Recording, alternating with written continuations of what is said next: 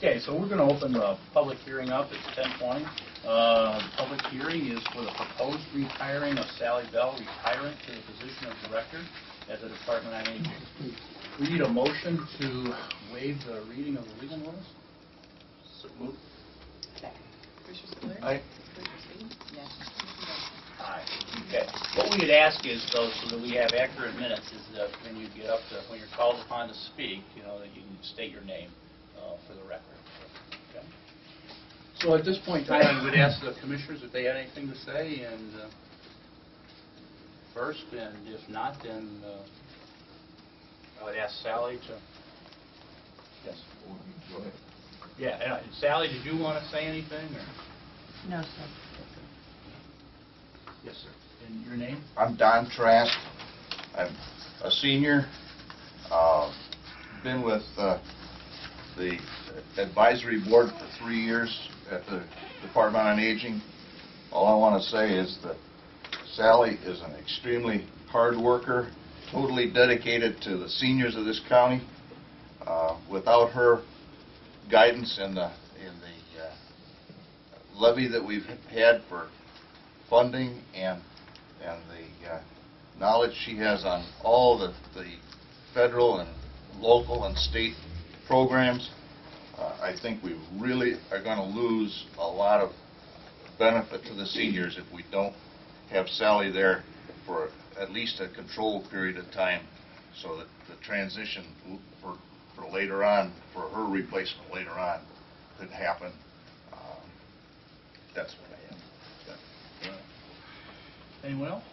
Yes.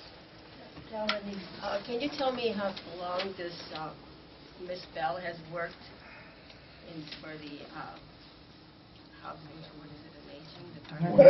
21 or 22. 21 or 22 years. Sally, can you answer that for me? 21 and a half. 21 and a half years. Now, is she retiring to go part-time or still full-time, or This would be part-time. this would be part-time? This would be less than 30 hours a week. Okay, so, We've interviewed people. pardon me? We've interviewed quite a few people. Oh, actually, Ralph has interviewed Ralph and Edna Davis. And So can you tell me how someone works 21 years as a full-time then, and you can hire somebody as a part-time? Can that job be fulfilled in the same way as as a full-time position? I would suggest that a person who's done that job for 21 and a half years has the systems in place to probably be able to do that in 6 hours, versus a person that we would bring back in without any experience in that.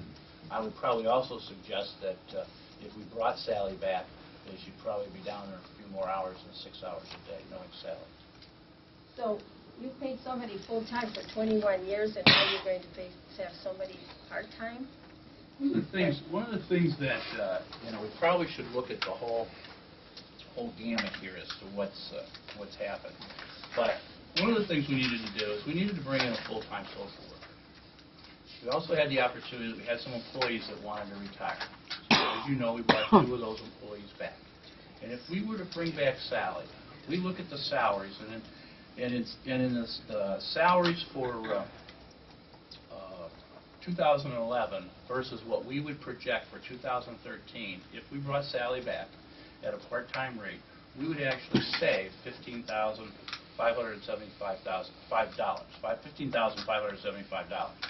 So one of the things you have to look at is we're just like everybody else. We have a salary cap. We're only going to spend so much taxpayers' dollars. And we're going to spend the least amount of those taxpayers' dollars as possible to perform the job that we need to do.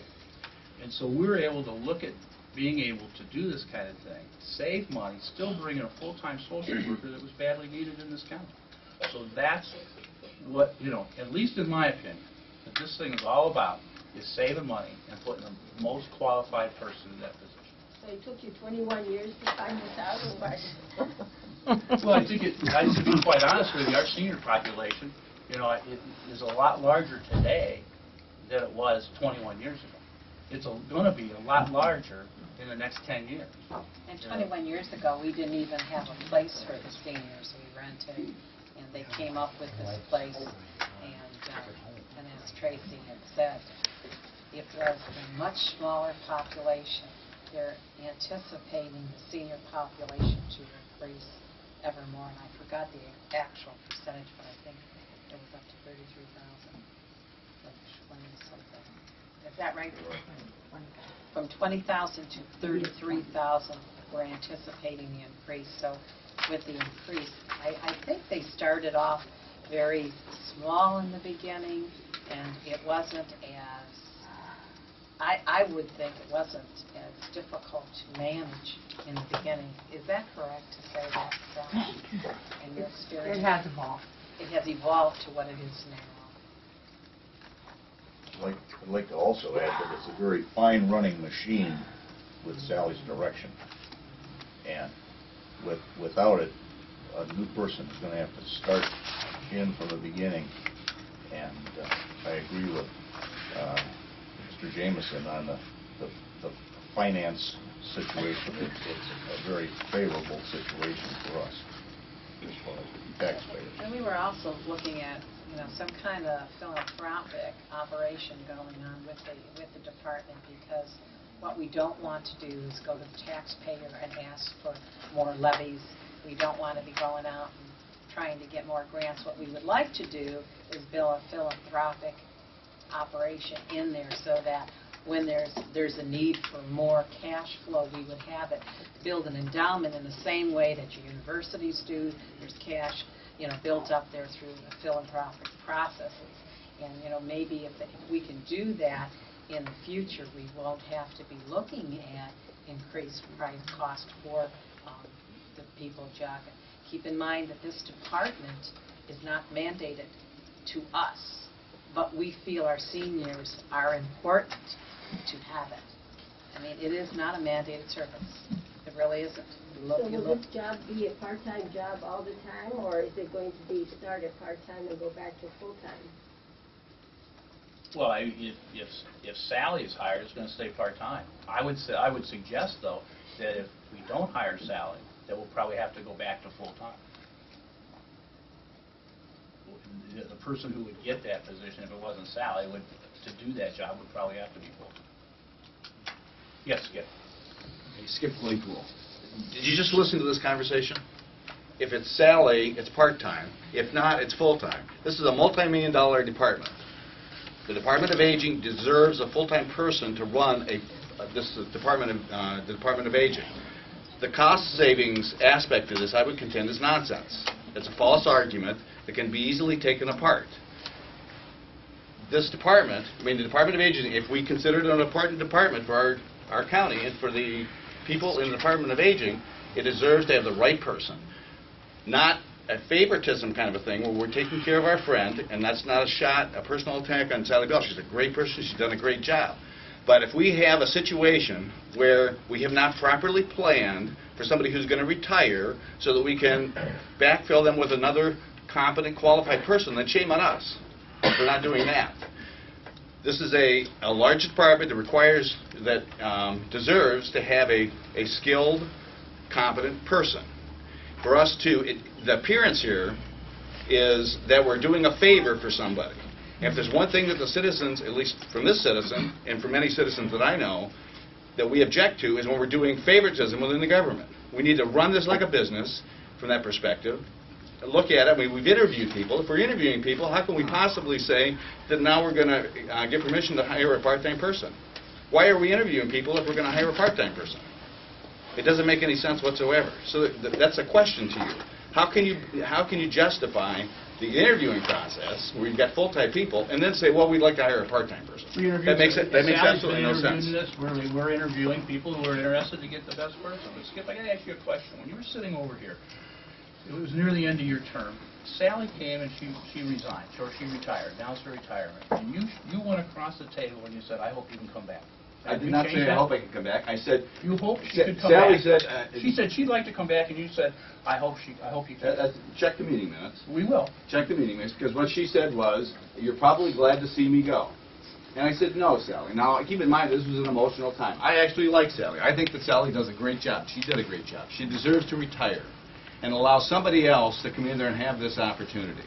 to take the Department of Aging onto its next level. My response to her was an emotional response that said, yeah, Sally, I would like to, I would have no issues with you coming back if the conditions were different. This I is didn't not hear that that. part. That must have been off the I record. heard. I didn't hear that part. I heard I'd hire you in a minute. That's what I heard. Well, and that's true. But again, You I did was say wrapped up that. in the You hired emotional her things. in. Now I need to take a shot at Sally, because I actually like Sally. I know you do. But that aside, the question here is, is this cronyism? Is this favoritism? Are we doing the right thing by the county? Are we doing the right thing for the Department of Aging and making this a part-time position? That question needs to be asked. Not the person. Take the person out of it. Is this the right thing for the Department of Aging, the right thing for the county? If you've got a multi-million-dollar department, what other multi-million-dollar department do we have in the county that's managed on a part-time basis? Department of Emergency Services is run part-time, and that's a very important department. I'm sorry, there's a fellow in the back. Yeah. My name is Ed Corsi. Let's see if I agree with you 100% on what you just said. I'd like to ask a few questions, and I'm sure Sally Bell is all that everyone says she is. I have no doubt about that. I've never met her. But how much was she making full-time?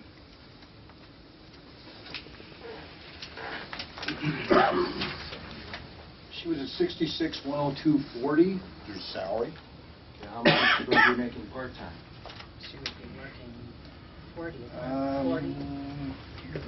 47,190.11. 47. And she'll maintain full benefits, right? No. No. Her gross would be projected with benefits at 90,951.05. It will be 54,049.07. As opposed And to, that's part-time, 20 hours a week. Paid for 28 hours a week. it's at 28. Paid for 28 hours a week, but being a salary exempt person, she'll do the job. Let me point out something. Okay, you're all focusing on the wrong thing. This is not about Sally Bell or anyone else who retires. This is about abuse of the system. That's what this is about. Abuse of taxpayers' money, unconstitutional spending. Now we know it's legal for a person to retire and get rehired. It's a loophole, and it's being taken advantage of. I'm totally against it. There's cronyism involved that I'm totally against.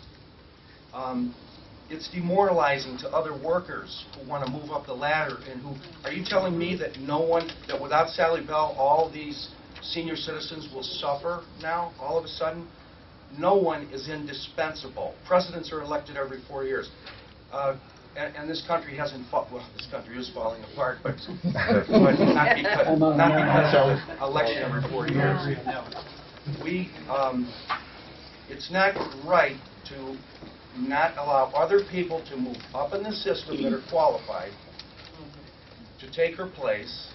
And if someone hasn't been groomed or taught these skills after all these years she's been in this office, then you people are not doing a good job. Because there's got to be someone who knows this job besides her. And if there isn't, you're not doing a good job. Somebody should have been taught this. At least one person in that agency. It's demoralizing when other people can't move up the ladder, when a person who's been there for all those years and then retires and comes back and stagnates the system because now we don't get new people with fresh ideas. I just think it's bad, and I'm totally against it, and I'm going to campaign against it relentlessly until this practice is stopped. And I'm not asking, I'm demanding that it's stopped. You work for us. We don't work for you. So you'd rather we spend more money? You won't be. I agree with Skip. This needs a full-time person to run this position. So we should pay $90,000 with fringes and benefits. You have You're it. already- You have it. Where we can now do it for $47,000 or $54,000. You can't, Yeah, I that's what we don't should think do. you can do this part-time. And you have been spending that amount of money before, up until now.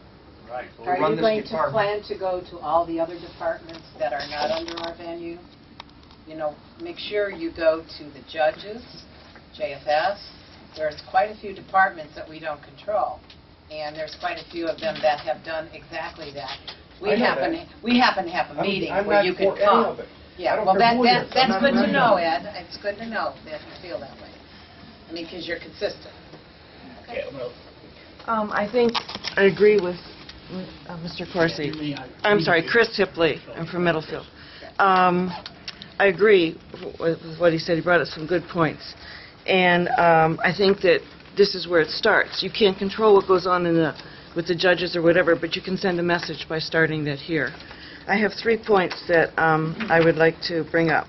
First of all, on the agenda here, this is number 9, and number 10 is Commissioner Spitaleri is going to give a presentation titled Retire-Rehire, the Irresponsible Choice. Why wasn't that put on before this discussion? Well, I believe the problem was that we didn't know about that when we'd already advertised the hearing at 10:20. So there wasn't time to give Ralph... Okay, you know, all right. We're probably not making a decision today anyway. I feel like that's... But that can be, you know what, I mean, it's okay. up to Ralph. If we can keep the hearing open and Ralph can put his on during the hearing, it's you know... Okay. It's The immaterial. second thing I wanted to say is the Department of Aging, like all of government, has grown. I don't believe that everything that they do is absolutely necessary. It's not a business. It's not in for making profit like a private entity. I think some of the things the Department of Aging does can be done cheaper in the private sector. And I don't see that why the Department of Aging has had to grow to the extent that it has. It's over $3 million budget. The other thing I would like to ask is, has this department been audited by the state, by an independent audit? It's been audited along with every other county department by the Auditor State's Office every year. Every year, okay. Because I know Middlefield just had the state come in and do a comprehensive audit, and they found some really good savings through the state. And I would like to think, I think They that... were able to save quite a bit of money by utilizing our 911 dispatch. Right, right. Well, they had done that before the audit came in, before the auditors came in. But I think that should be looked at independently. Oh, I just wanted to also say in response to Mr. Ed Corsi's comment, we do have someone in the Department of Aging that is doing the job of Sally right now, Kathy Petrella, and she certainly could have applied for that, and she knows how to do it, but she didn't want to apply for the position. So we do have people that are learning that job, but some of them want to do it, and some of them don't. Well, you have people that are learning the job, but they should have been learning it. I mean, how long has Sally been in that department? 20-some years? Well, I think Kathy's learned it all along. There's got to be, I mean, and this is just not for Sally, but anyone in this county that's retired and gets rehired. Here's the kind of BS we hear in the paper. Oh, we can't do without them. Oh, they have so much knowledge. Oh, everything's going to fall apart if they leave. And that's just baloney. That's baloney. Someone's got to take their place. When they retire, they should move on. This is public money you're talking about. Now, if this were a private corporation, that would be different. Well, this is public money, you're right, and this is $500,000 that we've saved in the last few years of public money by the Retire-Rehire, because under our policy, they have to be at least a 10% pay cut. Tracy, let me Come back. challenge Now, you. that's not everybody's policy, Tracy, let but me that's our challenge policy. you. Let me Yeah. challenge you. Bring in your spreadsheet. I have a copy of it. Put it up on the projector, and let's have a conversation about your $500,000 savings. I would love to be able to talk to this group about what you claim to be savings. It's easy to say we have a savings. It's another thing to show that we have a savings. I'd like to see it.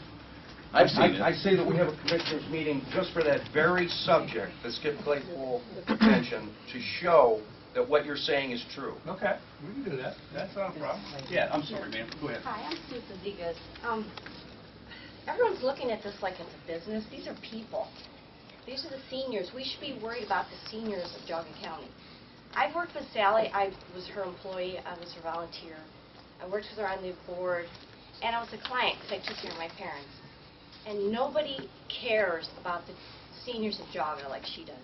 Yeah, there's people that you could put in there that are qualified. She has her heart and soul into the people. And it's the seniors where the taxpayer money is going. And the people, the seniors, these are people. This isn't numbers in a business. These are our people that we're supposed to be taking care of. No one does it like her. She cares. She tells me about a senior, there's tears rolling down her face. You know, that's not something you fake. This is sincere love of the people of Geauga County. And numbers don't mean anything. It's about people. If you really care about the people in Geauga County, then you have a succession plan that says, we know somebody's going to retire. Let's have, well, she retired. Sally has retired. And there should have been a plan, a replacement plan that said, Sally's going to be retiring in a year. Let's prepare somebody for that situation. That is what we do professionally. Okay, all right, let's bring the conversation back up here. I'm sorry, this One more thing to say. Okay, obviously, she's a little biased and emotional. She's worked with Sally. I'm sure, and as I said before, the seniors will not suffer if Sally Bell is not rehired or retired. And what about the? No, they won't. No, they what won't. about your responsibility as a child to your parents? When both my parents had dementia at the same time, the last 3 years of their life, I took them into my house instead of sending them off somewhere, and I took care of them. It was a chore. It was very difficult. But I'm sure I was a difficult child to bring up, so it was my turn to take care of them. So where are all the kids today? It's not the county's responsibility to take care of all of your parents. It's yours, Good point. okay? Not the Sally's county. number one concern is keeping people in their homes. Every decision well, that's she good. makes is based That's on good, that. but she's got to and I move took on care of after both she my parents retires. too, because of That's their health. admirable. I think that's I admirable. would also say that having, taking care of your parents, I personally understand that, because I had two at one time. But I'll tell you, there were times that it was nice to be able to send my mother to the dementia thing at the county. She would go for an hour and come back, but it gave the caretaker time. It gave people time off so that, and I understand that. It is your responsibility as a son or a daughter to take care of your parents. But it's not always shared by the whole family. I have a family of 5, and believe me, it was not shared by 5 children. I'm Don Trask again. For those that are speaking of having people brought up and trained in your job, when somebody comes in with an early retirement program that's going to take monies away from you if you stay at work, it's totally bizarre as far as a taxpayer. I'm talking as an individual. I'm not talking as a senior or anything. And when Sally or whoever has been approached at the senior center that, okay, you can have an early retirement because you got your 21 years or 20 years in, I think it's really bad to point to somebody and say, well, you didn't train somebody. I don't believe Sally was ready to retire until somebody came in and threatened to take away some of her retirement benefits because she was forced into a situation.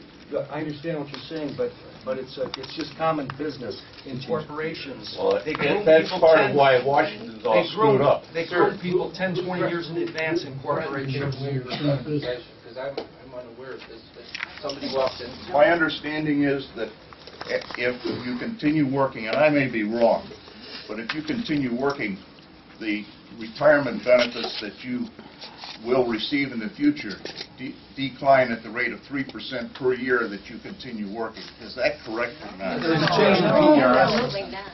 No, Actually, January 7th, if you were in the system, you retired prior to January 7th, you were guaranteed 3% per year on your retirement. If you retire after that date, there's a grandfather period, but only 5 years. And those of us that have worked numerous years, that's a big sacrifice. It really is for the amount that we were paying when we first started this. And what happened is the legislation did not grandfather these people in for a lifetime.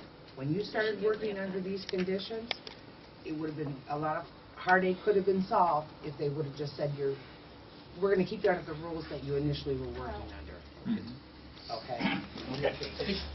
Lady behind Skip, I think you had your hand up. It's gone down to an emotional level. tell us your Ben name? Paletto, I'm sorry. It seems to have gone down to an emotional level. I mean, stop and consider, and I'm sure Sally's been grandfathered from what I hear with the 3%. That's great. With the condition of our country, with the deficit being what it is, people looking for jobs, people out of work, I appreciate that she retired, but someone out there has to be capable of filling in that position. Someone who needs a job because they have children and mouths to feed. Do you think? Is that a possibility? Oh, I'm sure, I'm sure someone's out there who could I'm use sure the there are job. people out there that could fill that job. What I'm trying to tell you is that you're gonna spend $90,000 to do that, we're gonna spend Would that $54,000. would that be the base pay for that job? What's that? Would that be the base pay for that job if you took in someone new? If we went What would be full-time, the base pay? Yeah, what would that job pay? Well, I don't have that exact number, but yeah, Sally's... If it was part-time. Sally's up to step number 5, so you're starting step number 1. I think Step it's 1 is a the little lower. 27 and change starting rate that was advertised for the public, for the position. Yeah, so it'd be, So with benefits, then it's gonna be probably 60, 70,000. So here we have a savings if we hire somebody that's younger and less experienced themselves. If they can do it part-time, yes. No, not part-time, I'm talking full-time. Full-time. Because you're not going to hire somebody at her rate. You're going to hire a new someone unexperienced person. full-time at less money. We can't, because you're gonna pay them, you're gonna have to provide hospitalization. It's 12. But they're starting at 1 instead of 5. Yeah, but that doesn't make it for the hospitalization, any extra hours. It doesn't make I don't think you can consider hospitalization because it's part-time. You can't consider that. No, but that's the savings, because Well, it's a she's going to savings, part-time. but If we hired whomever... someone full-time, you'd have the hospitalization expense. That's what we're saying. Yeah, if they went to full-time, right? But if they all came in part-time, there would be no consideration. You're comparing part-time to full-time. If Sally retires and you hired somebody back in at a full-time position, you're going to hire them probably and into the lesser rate. So in essence, the county will save money, even at full hospitalization and PRS, because they're going to be hired in at a starting level, not at the senior Not at level. a full-time. We're not gonna save money part-time versus even starting salary full-time. We're not gonna save, you're not gonna save money on the full-time person. My name is Phil Yes, Smith. I'm sorry. Go ahead. My name is Phil Smith. I'm just trying to grasp this. If we hire her as part-time, is it always going to be part-time? Like, after she does retire, she will eventually retire, is it always going to be part-time after that? Or will it go back to a full-time position? That's It would be hard to say. I mean, chances are probably go back to full-time, but depending on who we had. If there was somebody within now so the... they get the experience? Well, like I said, we're trying, I mean, there's so much money here. We're trying to make it go as far as we can. We needed this full-time social worker. So we were able to bring in a full-time social worker, and if this, we have bring Sally back and still provide a savings. And we're increasing the services that we provide our residents. I'm amazed that you guys don't think this is a good thing. That this is a bad thing for us to try to save money, keep good people, and to serve our residents. There's a lot of good things. What I find hard to understand is how someone... to pay that much money, her full-time salary. What's that now? If she did not retire, then you would still continue to pay a full-time salary. So what you're saying, we're saving, but... opportunity. We have an We have an opportunity. opportunity to save some money here and still But provide more services. Yes. What percentage, Walter Legan, what percentage of the new employees' salary is covered by the savings that you're projecting here, Tracy? The new employee that you're talking about. Right, that social worker. What social we're worker, saying is, let's say we bring back Sally. What okay? percentage of that new worker's salary is covered by the savings that you're projecting when... 100%. 100%. Because there's actually a savings, even after bringing in that new person, bringing back Sally, there's a savings of about $16,000. Okay, that answers my question. Thank you. So what is this difference? 65,000 as opposed Yes. to 67. I'm Mary Ann Yule, an Auburn senior, and I also work for the Department on Aging. I'll tell you, Sally Bell is a fantastic woman. I worked with her many years. She cares about the seniors. We can't say that about everybody. I think sometimes we say people care. Do they really care? What she has done for the Department on Aging in Geauga County has been outstanding. Our department has been highly thought of throughout northeastern Ohio, the other agencies with whom we're connected, and it's because of Sally. I know when we worked, I think we worked 40 hours, but for a fact, Sally put in a great many more hours than 40 hours a week. She would work in the evenings. She would go to early meetings before 7:30 in the morning. she would work on the weekends. I know this for a fact. She is outstanding. To find somebody like Sally, she will be able to accomplish, and I'm sure she is going to be projected 30 hours a week. She will probably end up putting 40 hours. I don't think she counted her hours, but I know from the meetings she attended, the things she did, she is outstanding in her field. I don't think this has anything to do with Sally Bell personally. This is about this policy of the retire-rehire. I would really like to hear what Ralph has to say about this, because this is kind of new to me in the public sector. Well, it's in the public sector, but I really think that we need to take the person out of this discussion and talk about the position. Okay. At this point in time, there's a couple people that asked that we read a statement because they were unable to come. So let me do that first. While we were unable to attend today's commissioner meeting due to work, we would like to participate in the public hearing section regarding the proposed rehiring of Sally Bell, retirement to the position of director at the Department on Aging. These comments in no way reflect upon the quality of Ms. Bell's job performance. Both my husband and I strongly oppose the practice of double dipping, which changes the meaning of the word retirement and causes taxpayers to supply both a pension and a paycheck for the same employee. This practice is an invitation to cronyism and denies younger, promising public employees opportunities. We ask that the commissioners oppose the proposed rehiring of Sally Bell. We respectfully request that please consider holding some of their meetings in the evening to allow working citizens input to important matters such as this public hearing. Respectfully, Diane and Terry Pierce in Montville, Ohio. Another one, and this is from Mike Petrozzulli, and his comment is, in the private sector, people are trained to replace them. In the county, we do not do this.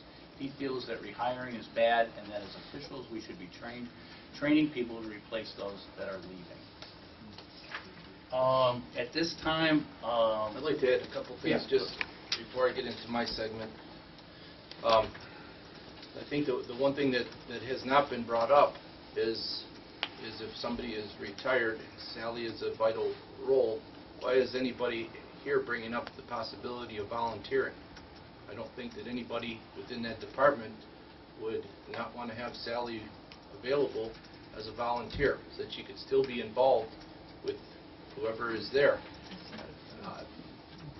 I think that once somebody makes a decision to retire, they're in a financial position of being solvent to be able to receive a pension, retirement, and move forward. That at that point, it's maybe time to give back. So, are you opposed, sir, to having Sally as a volunteer at the Department of Aging? Most of our staff are currently volunteers at the Department on Aging. Okay, and then to bring the other situation that we have 1,782 volunteers that help us here. So volunteerism is flourishing in that department, which would cost the taxpayers zero. Second thing is I think it's our obligation to remain transparent and be able to give true facts. Don't know if it was relayed to you completely inaccurately as far as the other party within the Department of Aging of Kathy Petrell, but that is another rehire position at a part-time rate right now. So what you can see is that we have continued to create this debacle that we're in by allowing, a retire-rehire position that comes back to be able to provide all the savings in the world is great, but ultimately we have to focus on the mission of what the goal is, and we are seeing what we're going through now. The other situation is I was the only commissioner involved with the interview process. County Administrator Dave Lair and past Commissioner Edna Davis were the three that were involved with the interviews. I believe that we hurt ourselves by putting in a position for an important position when you're advertising a position as a part-time position. Also shrinks your possibilities of reaching out to gather the right person. And lastly, I'll leave you with this, is we're focused on all the savings and all of this other stuff. And I've said this time and time again, whether it be whether it be a position like this, whether it be a director's position within other hiring authorities that we have within this county, we seem to have, and I'm the rookie greenhorn here coming into this, so I can only, try my best to bring this to the surface in hopes that something changes. But you see it time and time again that we are focused on a number. If that number is too high, or that number puts a burden on the taxpayers and our budget to be able to afford it, no different than what they experience in the school superintendent situations.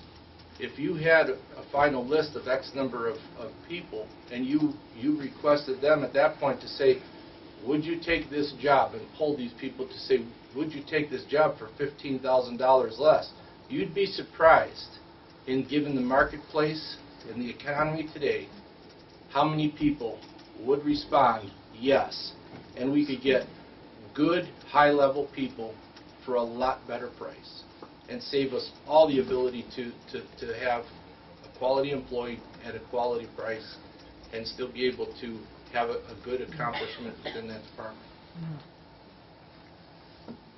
Okay, at this point in time, Ralph, did you want to make your... One more thing I wanted to mention. Just one other thing to keep in mind. When we hire a director or someone who heads up a department, that particular person is what we call unclassified. And what that means is that they're an at-will employee. They aren't protected by civil service or anything like that.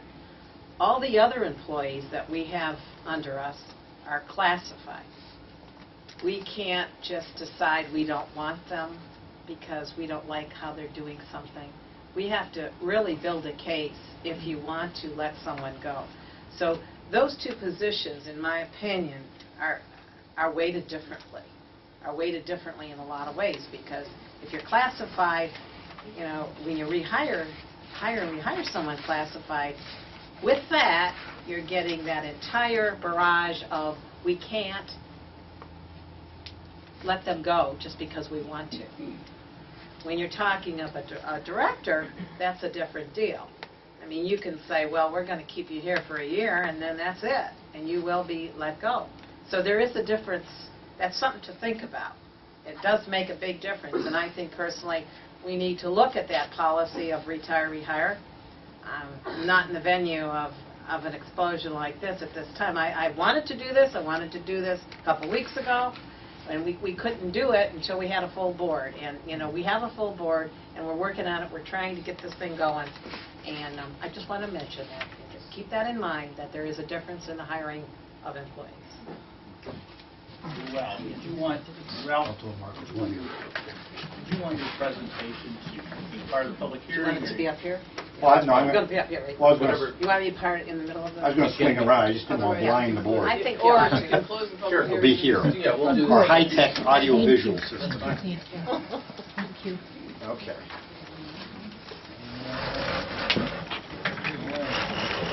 There's the minutes. We'll go over his presentation in just a second.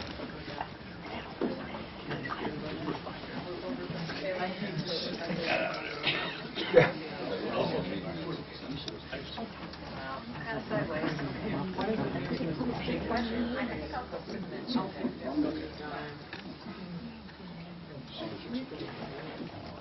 There we go.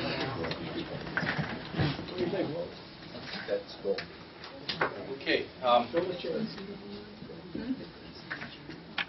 like to start out. Haven't met most of the audience here today, but my name is Ralph Spitaleri, and I really appreciate everybody attending the meeting. Retire-Rehire, I termed it the irresponsible choice. I didn't click it next to you. The Commissioners should act to provide limits for retire and rehire in Geauga County under these guidelines and formats.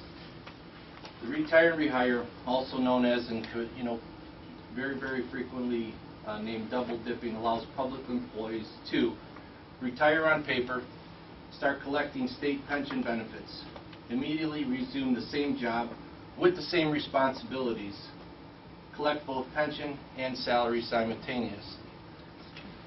In addition to this, there's also a situation that under the new Obamacare situation, part of this here, the pension and salary, used to be a situation that there was a savings, but based on the new regulation, 30 hours or more is going to require the counties, the cities, villages, townships to pay benefits again.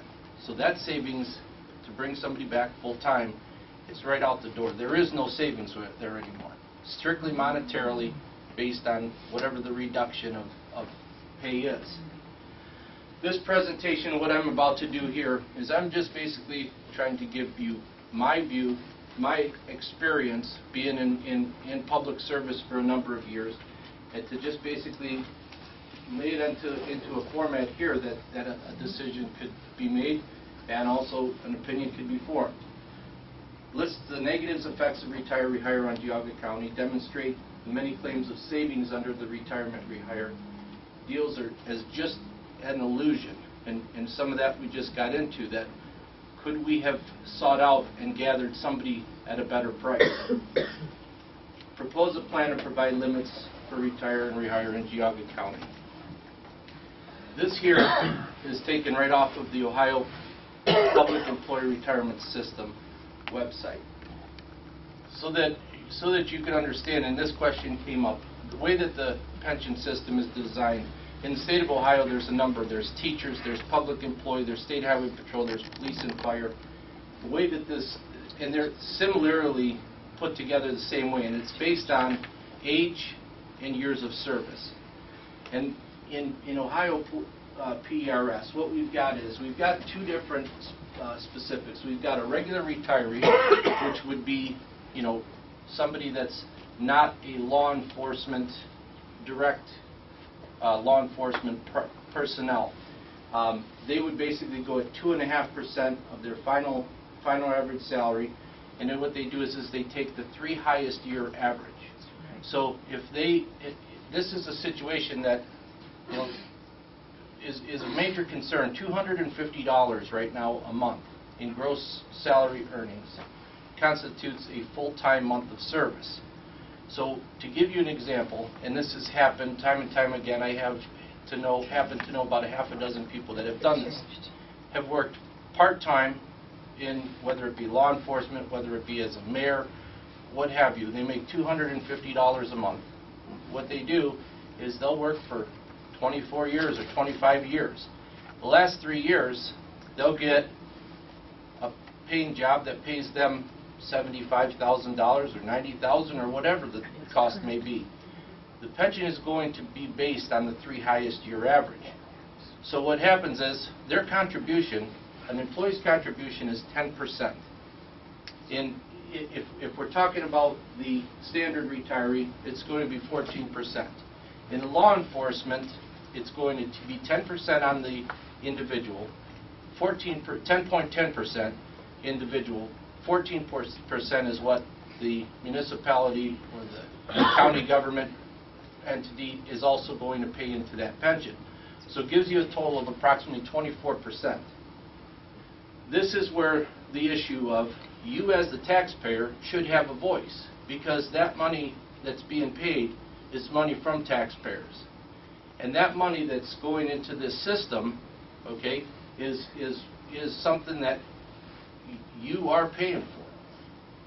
When we look at the retiree as far as for a non-law enforcement, 30 years of age, and they will be able to retire with approximately 62.5% of their 3 higher average. On the law enforcement, and there's a difference here. There's law enforcement, and then there's law enforcement for deputies, township police officers, etc., that actually uniformed personnel. They can actually retire at age 48 with 25 years of service, and the benefit at 48 and 25 years is 62.5. Now, the constant thing that has been brought up and is constantly said is that this is a public system that the taxpayers contribute. In the Social Security system, it's the employer and the employee that's contributing into that system. So it's not something that the taxpayer is putting that dollar part into that, other than the Medicaid portion for down the road of retirement. So Social Security, as far as a public pension, I would beg to differ. So what you have to look at here, to just clarify some questions that I saw this morning, I don't want to spend a lot of time on this, is a common excuse that has been brought up time and time again, and we've faced it this year as of 12/31 of 2012, is the fact that there was a major push of retiring prior to December 31st of 2012 because of the fact that the Public Employee Retirement System enacted a situation where, under normal circumstances, you will receive a 3% annual increase on your pension based on your 3-high-year average. It is not a compounding interest rate, it is based on the 3-high-year average. So if you retire at $60,000 every year, for the life that you live, you will gain $1,800 more a year to your pension. So this year you retire, you make $60,000. Next year you're going to be making $61,800. 2 years from now you'll be making an additional $1,800, and it just continues to grow from there. After 13 years, I believe the math on a $60,000 will be approximately $81,600 that you'll be making as a pension. If you retired after December 31st of this year, you will retain that interest for 5 years. After 5 years, the cost of living, you will get what most people in America receive, okay, of the cost of living, and it's not to exceed 3%. So what has happened is many administrators have said the pension forced them to rehire people because of the fact that they could not justify and afford to live the rest of their life without that increase of 3%, because of the fact that it was a situation that financially they would not be able to only live for 5 years and then just live on the cost of living. So what across the entire United States and here in Geauga County, there were a number of people that were brought back with that specific excuse to say they couldn't survive without that 3% guaranteed for the rest of their lives. But yet, in the first year of coming back, when you look at what 3% is, $1,800 multiplied times 10 years is $18,000. When you look at it over the course of 50 years, normally the individual that's coming back can gain in the first year what it would take them a lifetime to gain in that 3%. And I guess without spending a lot of time on this, we need to focus on tomorrow, because what has occurred in 12/31, we can't change at this point. The decisions have been made, and whether they're good decisions or bad decisions or irresponsible decisions, they've been made. But now what we need to do is to start to look forward. And the reason that this whole situation is happening is Ohio PERS, and you'll see it posted on their website, in the year of 2011 lost $1.3 billion that they have fallen behind.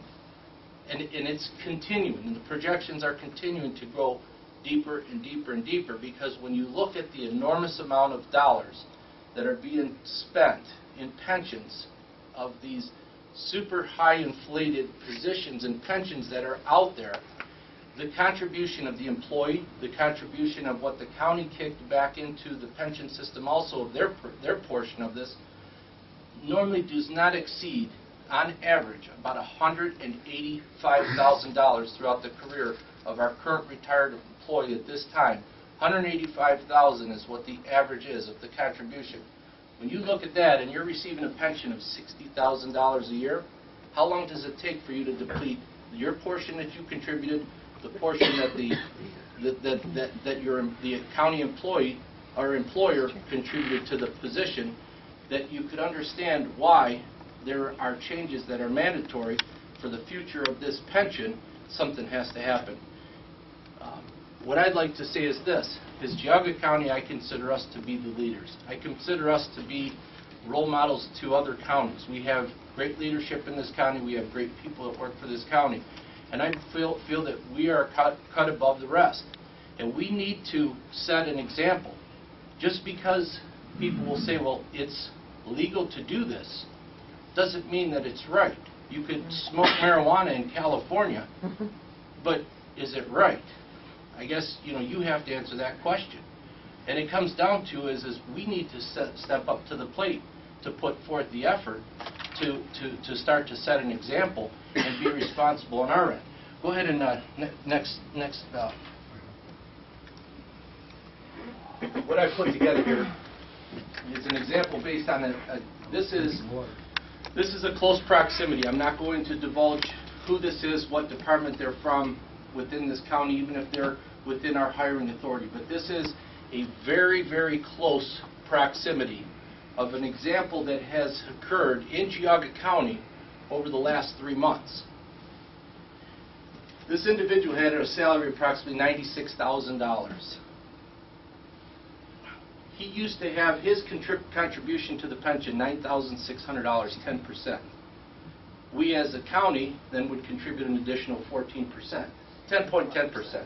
So I just rounded out to $9,600. His total effective annual compensation, $86,400. This individual retired, was rehired back with this 10%. I don't know where we pulled this 10% out of, but this number of 10%. So reducing 96,000 and turning this into 10%, we've got a return rehire salary of $86,400. So now this individual yesterday was making $96,000 and his total effective annual salary was $86,400 after employee contribution to the pension. Where now he's making $86,400, receiving his pension for $60,000. The next step is this, is under Ohio Revised Code in Ohio, you cannot collect two state pensions. However, you're required to submit your contribution back to the pension system. What happens with that contribution of that 10.10%? It goes into an annuity. That annuity, which would take $86,400, which would be $8,640, gets reinvested into that annuity. That annuity, at the time that you retire the second time, is returned back to you. So now, what happens is this. This here used to go to service the entire pension and all the other members that are contributing members of society in public employment. Here, this only benefits one person, and that's the employee that's retired and rehired back, that he's going to receive that full contribution back. So this is a wonderful world. Yesterday you're making $86,400. Today you're making $155,040.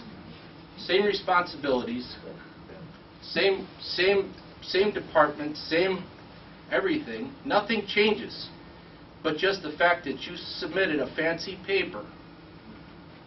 $155,000 given. We have people in this county in different various departments that are fighting with wages of $13 an hour to try to raise a family, that we are having an issue of trying to give them a reasonable salary and a reasonable rate for them to live. But yet, we're going to sit here as administrators and be okay with a 79% increase. 79% increase. And I challenge anybody to question these numbers. This is not something that is created and fabricated. This is true fact. 79% increase for the exact same job with the exact same responsibilities. Next. Retire and rehire is a windfall for the employer. That's basically the best summary of this. This here is a chart that I tried to put together with the taxpayer in mind. Most taxpayers in general business and in private enterprise and private life, which makes up the majority of our country, can't retire with full benefits until 65. We have a situation in public employees and in public employment that you could take that retirement as early as 52 years of age. What I've created here is while you're working from 52 to age of 65 of you being able to retire, we here can take an irresponsible approach and retire somebody at 52, rehire them back, and they, with no policy, with no procedure in place, they could, if they lasted for the 13 years of being at that 65 year of age, they would have made $780,000 in their base pension payments. Their increase would have been $23,400. Their retired annual salary would have been $1,123,200. The value of their pension with their annuity would have been $180,000. That while you were struggling to get to retirement age, this individual collected $2,106,793. At the age of 65, the increases continue, that this party will receive a benefit of a pension for the rest of his life of $81,600 per year. But in addition to that, next year, add another $1,800 to that. And the following year, add another $1,800 to that. Next. Retire-Rehire is wrong for Geauga County. It's a morale killer. Retire-Rehire employees at the top of the hierarchy, and it stays in place, preventing upward mobility. Our younger people are reduced in opportunities. Retire-Rehire jeopardizes the financial health of Ohio police or Ohio pension retirement systems, whether it be police, whether it be highway patrol, whatever you're talking. We as administrators have a duty to secure the future of our youngest employee to our oldest employee. By the roles that we take as administrators to allow this, what we are basically doing is we are jeopardizing the health of the pension that's going to support the new employee that just was hired yesterday. Double dipping seems unfair to the tax-paying citizens of Geauga County. Common sense. Citizens look at Retire-Rehire and they see over-generous pay plans for public workers. Their hard-earned tax dollars are used to pay into the pension for public workers. True. Perception of nepotism, cronyism, and corruption. Because the generous benefits of Retire-Rehire are only made available to longtime employees with close relationships to the county leadership, the deals look to an outsider like a form of corruption. If you're not in that lucky group to be able to have that position of Retire-Rehire, and this is common practice that it's not given to every employee that we have, this opportunity isn't, then it becomes a position that I think we put ourselves in a liable position also of playing favorites, discriminating against others, acting into the form of cronyism and nepotism, favoritism. I don't want a part of it. Next. This here is what we just basically discussed this morning. I put this in a graph form and in a written form. Many decision makers claim Retire-Rehire deals save money by allowing the county to retire at lower annual salaries. From page 4, this employee, $96,000 original salary. He's reached a point of $96,000 based on longevity, based on number of pay increases over the years, that somebody that stays longer gets to that level. So what we automatically do is we use this as a base.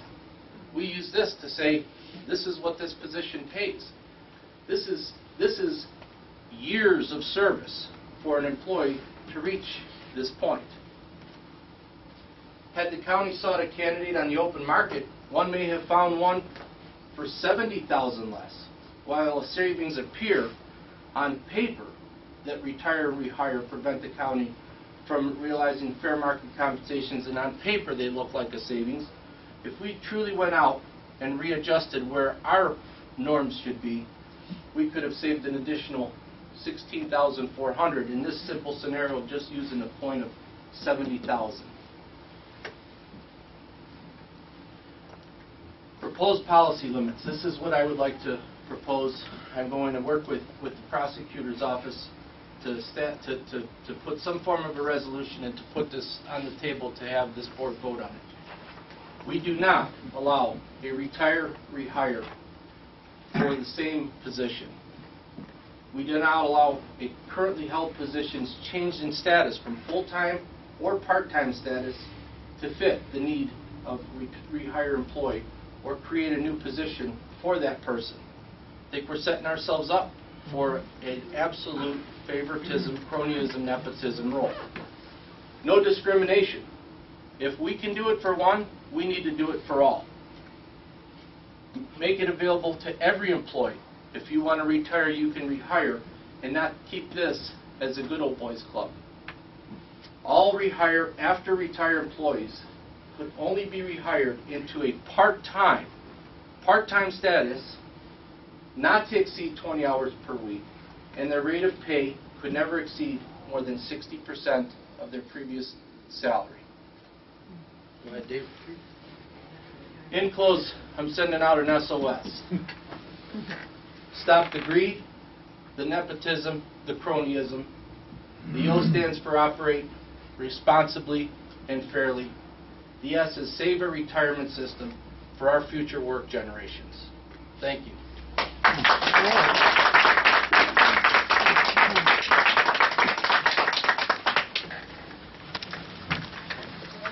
Hey, Ralph, there's a couple areas that I just wanted to correct, and that was, I think you made the assumption in there that if we hired someone back at even 28 hours with the new healthcare system, we'd have to provide hospitalization. It's 30 hours. Right, that's what I said, it was 30. And so you can see that in this position, this job description is at 28. Right. Right, I understand that, but I think that, and if I could rephrase this part of my presentation also, is this is something that has come to fruition as far as the Sally Bell issue here. I think that we all kind of agree that the Sally Bell issue is just something that has been brought to the table because of the timing issue. This would not have changed my position on this, and it would not have changed my position of bringing this to the board to vote on this to get something accomplished. However, in this situation here, I voted against the other two retirees and was overruled on this by the other two commissioners to bring back some other people into the Department of Aging. I think that we need to establish a policy, and we need to look for the betterment of this county, but ultimately our future is where it holds. And I think that we as a board, in hopes that if we establish this, we also are hoping that other departments, and this is something that I think that not everybody maybe understands this, under the county commissioner's hiring authority, we don't have authority over certain other boards or certain other departments. Like the sheriff. The sheriff can choose to retire and rehire somebody if he so chooses. We don't have the authority over that department. Now, if it's somebody in the water resources, if it's somebody in the departments that we actually oversee, we can make that choice. What I am in hopes for, and this is where the public support has to come into, is that we need to put other department heads to task to say this is the common sense approach, this is the right approach, and we hope that they adopt this. And I would rather take Geauga County as the leader to initiate this position, to move it forward, to say, we say no. There's a couple things I wanted to clarify. The salary used is one of the highest. We have very few at that rate. But it is a salary that we did have here in Geauga County occur. It happened. I'm not disputing it at all. The other thing with the pension, the 3% that people are, this is what I don't understand why people are doing this. They retire 5 years early because they want to retire early because they want to get that 3%. That 3% goes away for everybody in 5 years. Everybody. No matter whether you're on the pension now or on it later. Yes, it does. That's what they told me when I went down. No, I haven't. That's incorrect. Well, okay, in addition, after 5 years, and then it's going to be on the CPI. Additionally, that is a big thing. Additionally, Social Security, when you said Social Security isn't paid by us, Social Security people are paying, they paid 4.2% last year and the year before. They were paying 6.2%, so the people on Social Security got an increase, and the employer makes the other half of that. Social Security has been used to pay down our debt for the last, I don't know how many years. Social Security, we used to have this much money in there. Now we are underwater with Social Security. Social Security has been used to pay down our debt.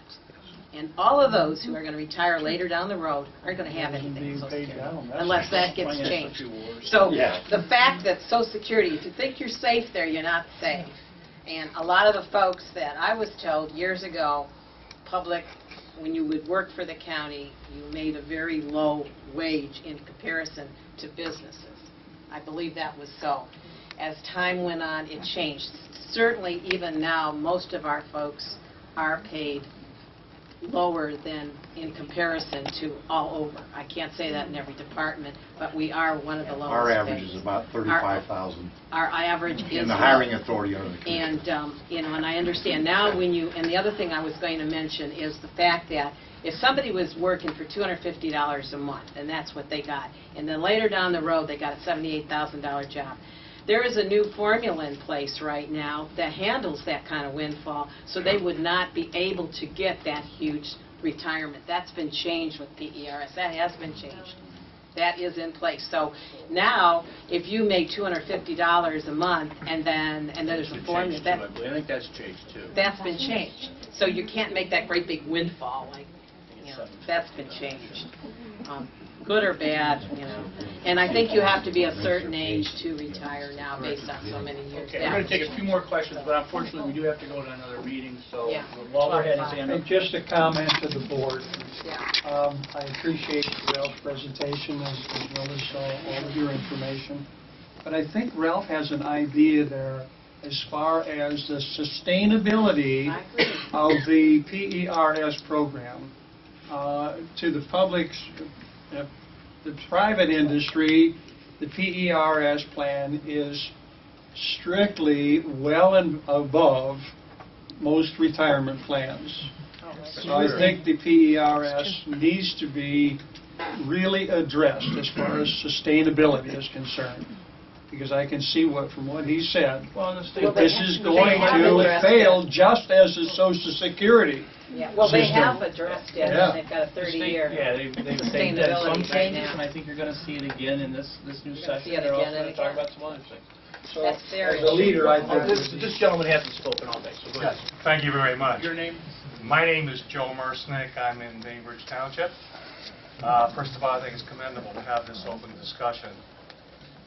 In the interest of connecting the dots, looking down the road, I think we will be coming to a time where the actual public employee sector will start to support a very close analysis of this whole payment system because it's also in their interest. It revolves around the word sustainability. We cannot sustain the trend. The other thing is, I think it's imperative for the financial awareness of citizens in this county to, when we look at a budget that the county has, to look at the actual number that represents what percentage of that budget of the entitlement and salaries of employees, particularly the benefits side. If we were to look at that structure now, I'm sure we would see that that percentage is increasing. The consequence is what we already see in California. Communities are failing. They are going bankrupt.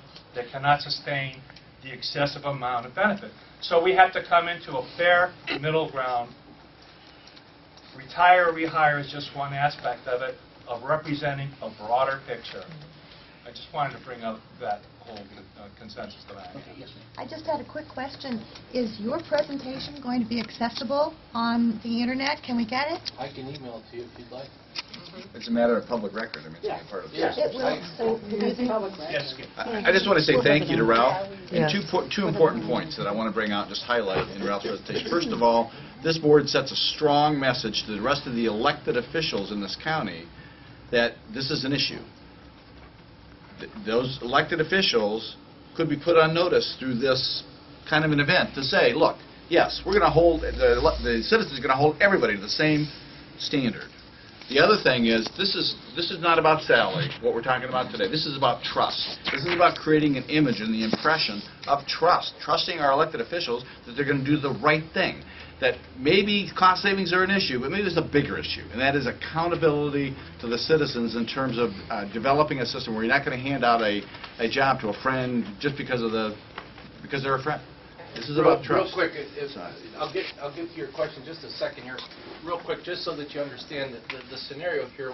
And I left this point out, and I think it's important that you understand that as a county administrator, as department heads, and across the board, across the state of Ohio, across the country, what we have to understand is this: is if we allow a program, as I explained in this scenario, okay, you're put in a situation where this is an option.